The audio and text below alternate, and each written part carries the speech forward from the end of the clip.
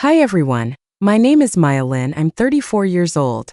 My parents told every employer I had a criminal record. I spent 8 months sleeping in my car while my father kept texting, "Come home, apologize, and maybe I'll stop." And then, one rainy Tuesday, a woman in a navy coat knocked on my motel door in Portland and told me my grandmother had been preparing for this exact moment for 10 years. The motel room smelled like bleach, wet carpet, and the kind of air conditioning that never quite stops humming even when it should. I was sitting on the edge of the bed eating crackers out of the sleeve because I was trying to make $12 last until Friday. My shoes were still damp from the storm outside. My phone was face down on the table because I already knew what would be on the screen. Dad. Always Dad. Not calls, texts. He liked texts because texts looked calmer later. That morning he had sent 3. "You've made this hard on yourself. Come home and apologize. Maybe then I'll tell people the truth." That was his favorite word for a lie he repeated often enough to hear as fact. What he was telling people was that I had a criminal record, that I had a history, that I had stolen from the family, gotten into trouble, and was too unstable to trust around money, customers, or staff. He never said it the same way twice. He was smarter than that. He said just enough to poison a room and leave before the questions got too specific. I know because I watched it happen. The first job I lost was at a dental office. I had been there 3 weeks front desk. Nothing glamorous but steady hours, health insurance after 90 days, and a manager named Brenda who liked me enough to start teaching me billing codes. Then one afternoon, she called me into her office and wouldn't meet my eyes. "Maya," she said, "someone called with some concerns." I already knew. You could tell by the way people shifted when they were about to destroy your life politely. "What kind of concerns?" She hesitated. "They said there may have been legal issues in your past." I actually laughed. Not because it was funny, because for 1 second it felt too ridiculous to survive daylight. "There weren't." "I understand." She folded her hands, "But until this is cleared up, I don't think this is the right fit." That was the beginning.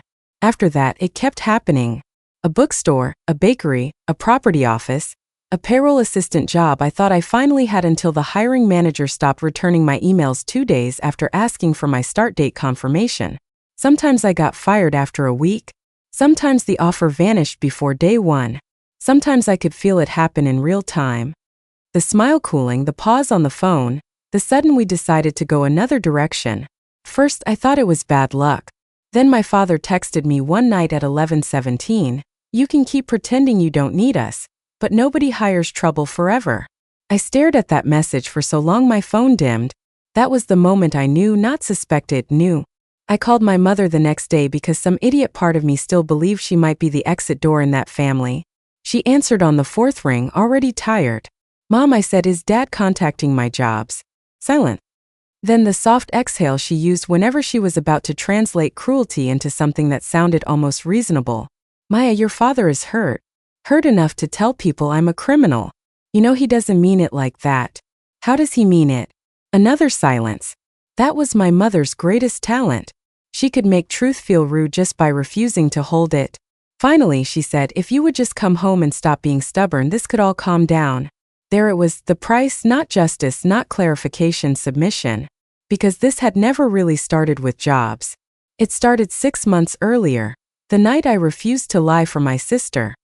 My younger sister, Sarah, had always been the center daughter. Pretty charming, permanently forgiven. The kind of woman who could wreck a room and still have everybody asking if she was okay.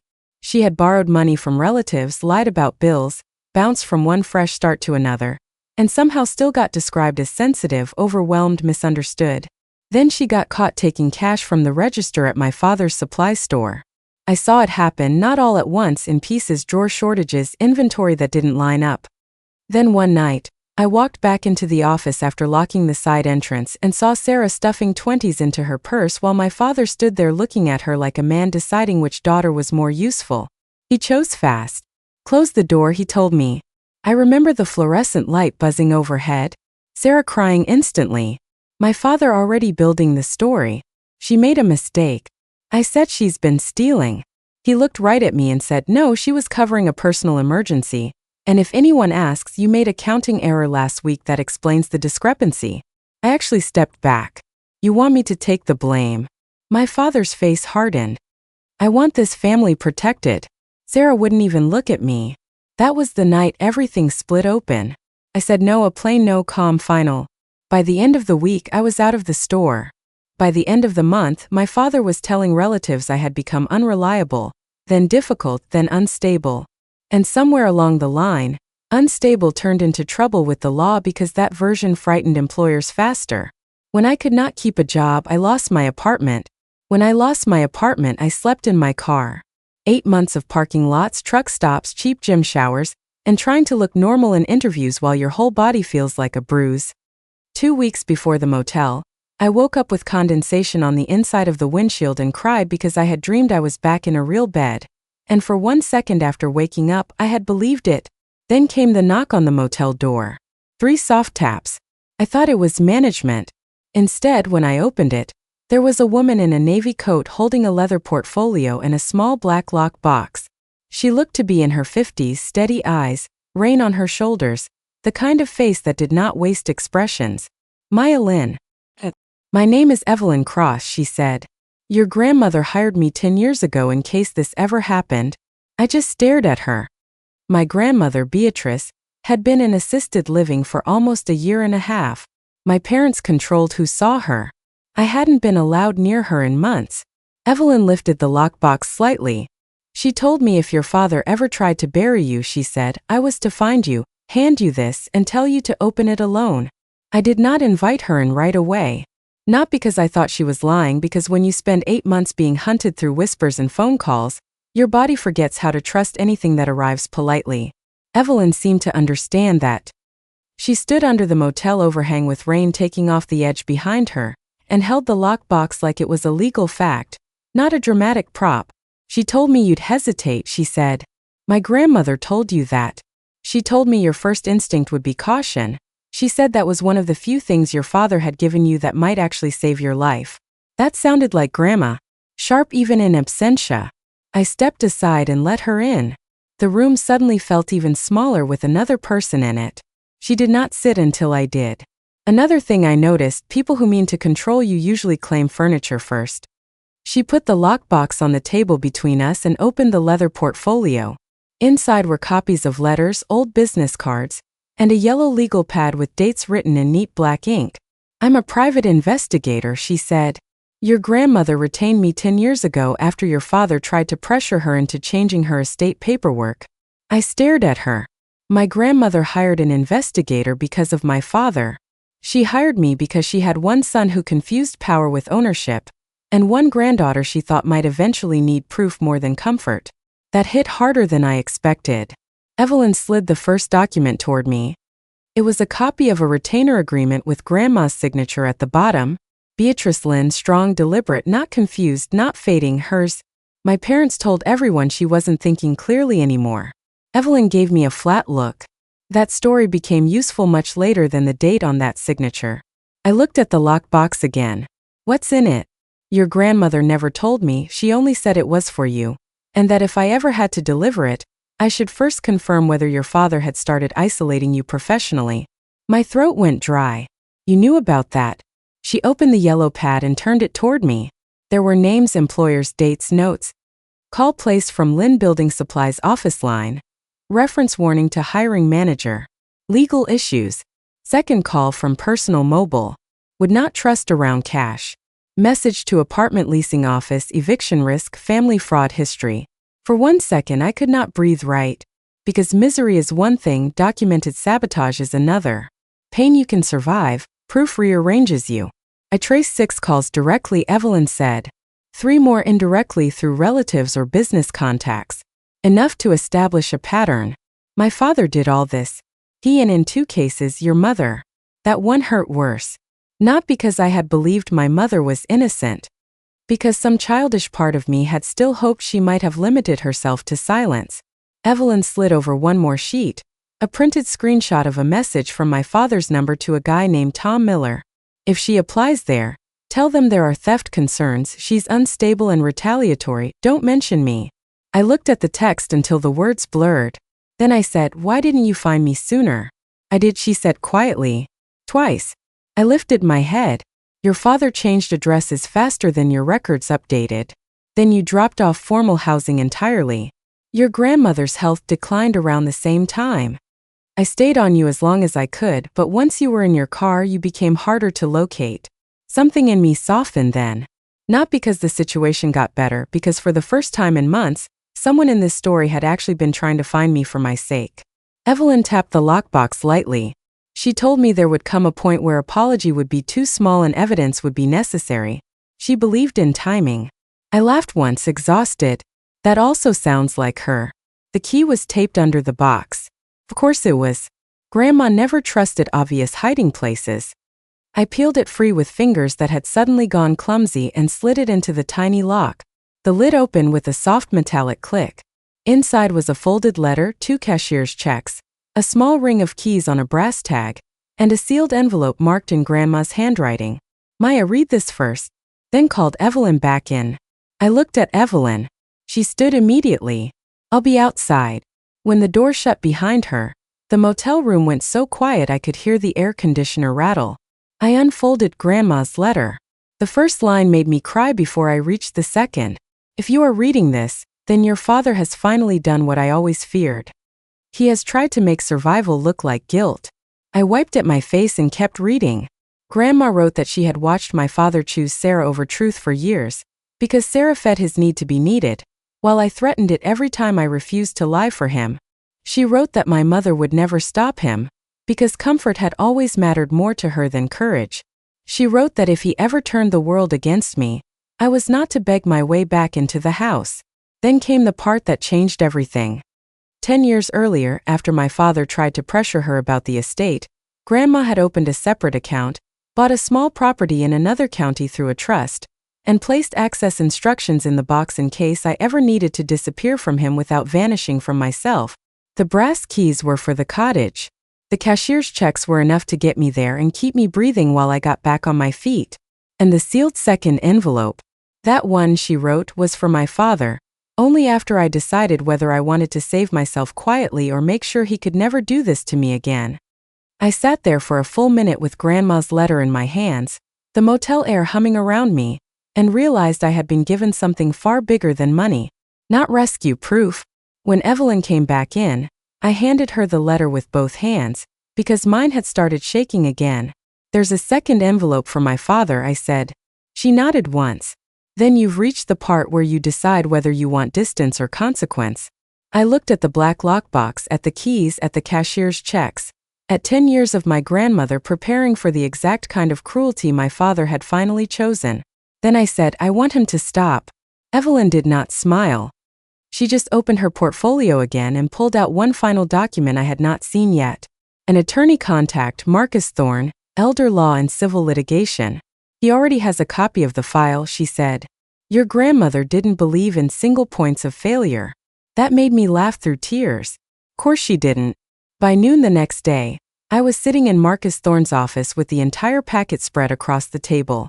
My father's texts, the trace calls, the dates, the employer notes, the message where he told someone to warn a business about theft concerns.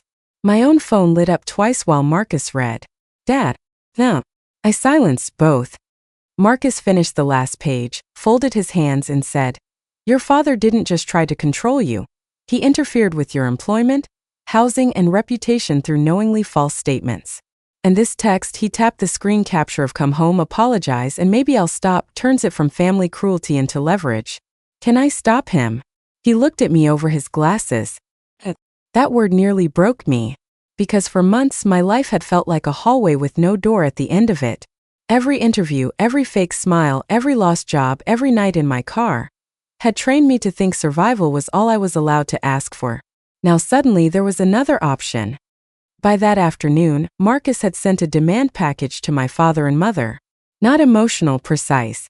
Immediate cessation of defamatory contact, preservation of all business and personal phone records, formal correction letters to every employer or landlord they had contacted, notice of potential civil action if they continued. He also sent a separate notice to Lynn Building Supplies outside accountant requesting preservation of records related to the original register discrepancies that had triggered the whole thing with Sarah. That part was Evelyn's suggestion. Liars get sloppy when they have to protect more than one lie at once, she said. She was right. My father called 14 times that night. I let every call go to voicemail. The 10th one was the useful one. He was furious enough to forget caution. "You ungrateful little idiot," he snapped. "After everything we did to clean up your mess, you're threatening me. I made a few calls to keep you from embarrassing this family further. That's all. You want a job so badly, come home and act right." I saved that voicemail. Then I backed my car, my whole life at that point, out of the motel lot and followed Evelyn to the cottage my grandmother had bought years earlier. It was small white siding, green shutters, one porch chair, and a second one folded against the wall.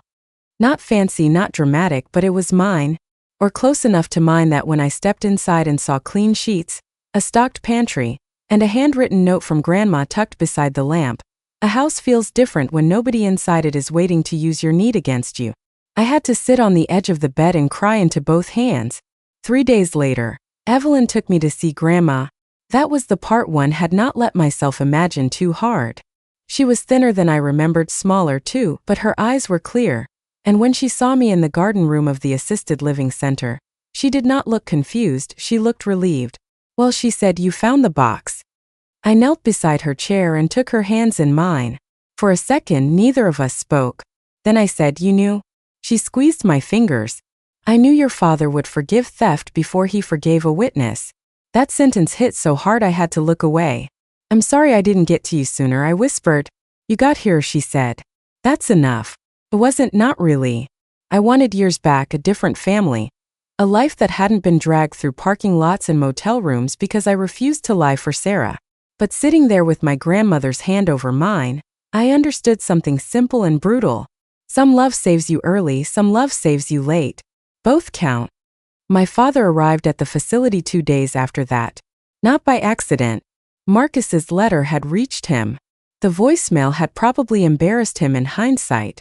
The accountant notice had scared him, and somewhere in all that panic, he learned I had seen Grandma. So he came charging into the lobby like volume still meant power. I was there with Evelyn.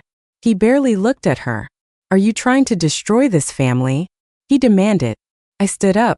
"No," I said. "You did that when you chose Sarah and called it protection." He pointed at me in the middle of the lobby. "You were supposed to take the hit and move on, that's what decent daughters do." Evelyn beside me went very still. So did I. Because once the truth says itself out loud, there is almost nothing left to argue about. The receptionist heard it. A nurse heard it. And behind us from the doorway to the garden corridor, my grandmother heard it, too. Her voice, when it came, was old but sharp enough to cut glass.